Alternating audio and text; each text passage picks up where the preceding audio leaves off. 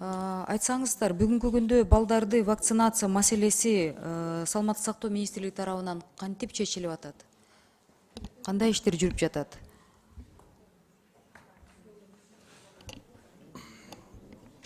Өзү балдарга эмдөөнү жүргүзгөнгө бекитилген календардык план бар.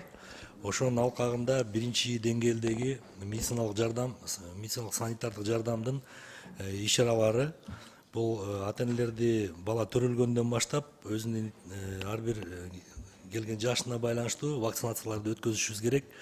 Бирок вакцинация милдеттүү эмес да. Милдеттүү эмес, бул ата энелердин Ошонун аркасы менен кайсы проблемалар чыгып атат? Көптөгөн ата энелер бүгүнкү күндө саны көбөйүп баратат, баш тартып атышат көп ар кандай себептер менен. Бул аягы барып жанагындай осложненный формаларга алып келиши мүмкүн оорулардын. Кори да, например.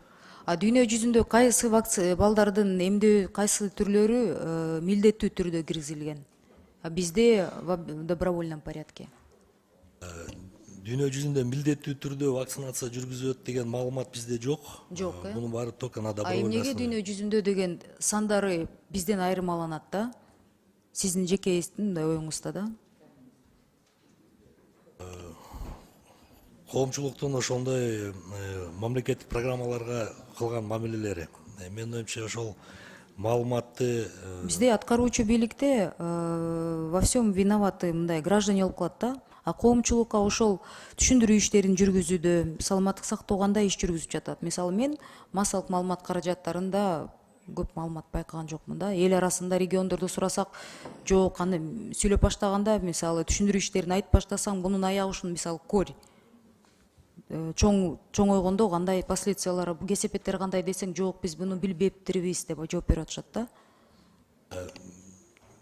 Бардыгында эле эл жаман болуп калабы анда. Коомчулук бул проблемаларда түздөн түз күнөөсү бар деп мен мындай алысмын андай ойдон. Бул жерде маалымат мындай аракеттери кичине может керектүү деңгээлде эмес. Ошонун Түшүндүрүү иштерин көбөйтүш керек. Түшүндүрүү иштерин биз ошол жактан иштесеңиздер деп мен суранат элем. Региондордо абдан мындай аксап атат, элде маалымат аз. Элде бул это просто опасно деген эле маалымат чыгып атат да. Рисктер бар. 0 там меньше 0,1% азыраак болот деп. Ошондо мисал катары келтирип, эл менен иштегилечи деп мен суранат элем да. Кесепеттер абдан чоң болот. Дүйнө жүзүндө, өнүккөн дүйнө жүзүндө милдеттирилген болбосо деле в обязательном порядке балдарын мындай вакцинировать эткен несколько вакцин бар да, ошол несколько эмдөө маселеси бар. Ошол турат. Кийин биздин саламаттык сактоо системасына оор болуп калып атат дегенде мындай как-то не рассматриваем мы. Экинчи, прослеживание, маркировка боюнча айтып берсеңиздер, 2022 жылы киргизе турган маркировка 2023 май болуп калды. Эмне жетишпей жатат, кайсы жактан тоскоолдуктар болуп жатат да, система прослеживаемости боюнча. Маркировканы бул Единый электронный база данных лекарств киргизебиз дегенбиз да. Таможнядан, налоговыйдан маалыматтар болот деп, салык кызматы толук маалымат болот. Ар бир аптекада маалыматтар болот. Региондордо вспышка, ошол эле бир оорунун вспышкасы болсо, через эту электронную базу данных лекарств биз биле турган адамдар болобуз деп 2020-19 жылдан бери талкууланып жаткан иш чарабыз эмнеге ишке ашпай атат? Кайсы тоскоолдуктар болуп атат? Бүгүнкү күндө эң негизги тоскоолдук ошол дары-дармектерди өндүрүп чыгарган завод, фабрикалар бизди маркировка кылганга биз линиябызды өзгөртүшүбүз керек деп суранышып атышат. Кичине узагыраак убакыт бериңиздер, биз ошол линияларыбызды түптөп бизге Кыргызстанга киргизүүчү дарыларга маркировканы коюп берели деп атат. Ал жерде электрондук бир өзгөчөлүктөр бар экен. Жок, макул, бул жеке компанияларды убакытын узартып берсеңиздер. Фонд аркылуу, бюджет аркылуу сатылып алган дары-дармектерди эмнеге азыркы күнгө чейин маркировканы кыла албай жатасыздар? Это же просто, ну, в смысле, не так сложно. Частный компании жасай аласыздар да? Элвира Жергалбековна, кошумча айтып кетсем болобу? Сиз кимсиз, кечиресиз? Дары каражаттары жана медициналык буюмдар департаментинин директорунун орун басары Абдиев Мавлян. Кыргыз Республикасынын министрлер кабинетинин 53-чү токтому март айында чыкты. Биз февраль айында чыкты. Биз ошол март айынан баштап, 4-марттан баштап ошо микрофон жакыныраак ала аласызбы? марттын 4 датасынан баштап дары каражаттарына байкоо системасын жүргүзө баштадык. Бардык байкоо системасы по этап менен кирип атат. Биринчи этап 4 этапка бөлүнгөн. Биринчи этапта наркотикалык, психотроптук жана заттар жана тез таасир берүүчү заттарды маркировка кылуу байкоо системасына киргизүү каралган. Ал системанын аягы мына 1-июлда бүтөт. Экинчи этапта мына сиз өзүңүз айткандай централизованный закуп менен сатып алына турган дары каражаттарына кирет. Үчүнчү этап жизненно важный препараттар бар, жашоого маанилүү болгон дары каражаттары кирет. 4-нчү этапта ошол Кыргызстандын ичинде канча дары каталган болсо, ошонун баары ошол системага кирет. Ошондо түрктөрдүн системасы мененби? Кайсы системаны кабыл алып атабыз биз? Ошол түрктөрдүн системасы. Түрктөрдүн системасы менен да. Анан департамент лекарственного обеспечения боюнча да дары-дармектер текшерүү боюнча. Бирок бизде ДЛОдо для ошо дары-дармектерди текшерүү үчүн реактивдер жетишпейт да. Биякта коллегаларым көп суроо берип атышат. Ошону ачык айтпайсыздарбы? Мы не можем полностью контролировать. Эмнеге реактивдер жетишпейт? Да, Ну, об этом же надо открыто говорить. Сиздин мындай суроодо өзүмдө кабыргасынан койдуңуз, ал чындыгында туура. Мисалы дары каражаттары катталган убакта гана фармкомпаниялар ошол дары өздөрү ошо реактивдерди, стандартный образецтерди алып келет, ошону лабораториялык жасап берет.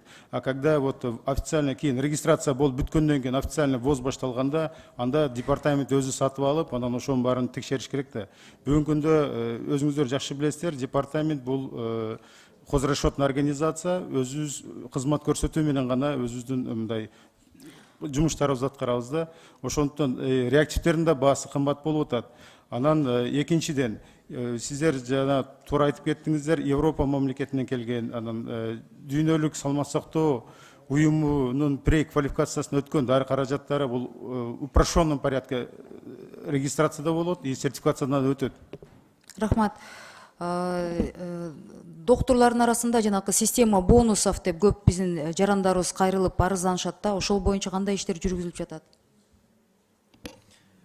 Неэтичный маркетинг деген Эми жөнөкөй тил менен айтканда, когда биздин жаран дарыгерге келгенде навязывание лекарства кымбатыраагын же бир өзгөчө бир компаниянын, фарм компаниянын дары-дармектерин сунуштаганы жөнүндө да. Бул көйгөй өтө чоң. Бүгүнкү күндө муну моюнга алыш керек. Врачтардын жандай менчик лаборатория, менчик аптекалар менен байланышкан фактылар өтө көп болуп атат. Буга каршы буну жок кылуу үчүн антикоррупциялык иш аракеттери бүгүнкү күндө жүрүп атат.